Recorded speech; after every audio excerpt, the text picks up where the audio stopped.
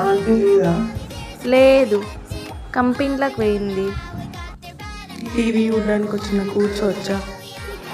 వచ్చి కూర్చో.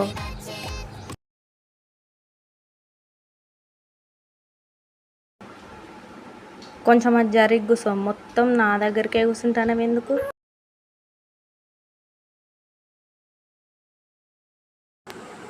నన్ను మాత్రం అసలే డిస్టర్బ్ చేయొద్దు. మంచిగా ఉండదు చెప్తాను. అసలు మంచిగా ఉండదు. మా అమ్మ వచ్చినాక చెప్తా మరి. నేను డిస్టర్బ్ చేయడానికి వచ్చిన, మరి నేను ఏదో ఆంటీతో పని ఉండి వచ్చిన. నేను పోనీలే అనుకుంటే మళ్ళీ రేపు ఎగ్జామ్ నేను ఎట్లా రాయాలి? ఈయనని అడగాలనా? అడిగితే ఏమనుకుంటాడు?